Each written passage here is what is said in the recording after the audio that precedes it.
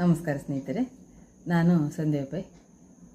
ಇವತ್ತು 4, 13, 22 ಹಾಗೂ 31, 7, 16, 25, 8, 17, 26ರಂದು ಯಾವುದೇ ತಿಂಗಳಿನಲ್ಲಿ ಹುಟ್ಟಿದವರು ವಿಶೇಷವಾಗಿ ಲವ್ ರಿಲೇಷನ್ಶಿಪ್ಪನ್ನು ಚೇಂಜ್ ಮಾಡಿಕೊಂಡು ಹೋಗಬಾರದು ಎನ್ನುವಂಥದ್ದನ್ನು ತಿಳಿಸ್ತೇನೆ. ಯಾಕೆಂತ ಹೇಳಿದರೆ, ಇವರಿಗೆ ಈ ಲವ್ ರಿಲೇಷನ್ಶಿಪ್ ಬೈ ಡಿಫಾಲ್ಟ್ ಆಗಿ ಬರಬೇಕೇ ಹೊರತು ಇವರು ಅದರ ಬೆನ್ನ ಹಿಂದೆ ಹೋದರಂತಾದರೆ ಅವರಿಗೆ ಅದರಿಂದ ಮೋಸ, ದುಃಖ, ಬೇಜಾರು ಆಗುವಂತಹ ಪರಿಸ್ಥಿತಿ ಹೆಚ್ಚಾಗಿ ಕ್ರಿಯೇಟ್ ಆಗುವುದರಿಂದ ಇವರು ಮುಂದಿನ ದಿನಗಳಲ್ಲಿ ಈ ವಿಚಾರದತ್ತ ಗಮನ ಹರಿಸುವುದಕ್ಕೆ ತುಂಬ ತೊಂದರೆ ಆಗುವಂತಹ ಸಂದರ್ಭ ಕ್ರಿಯೇಟ್ ಆಗ್ತದೆ.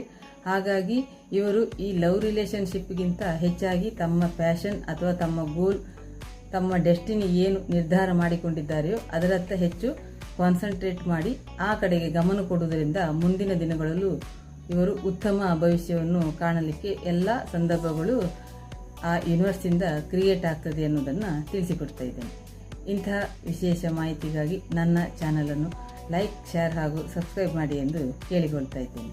ಧನ್ಯವಾದ.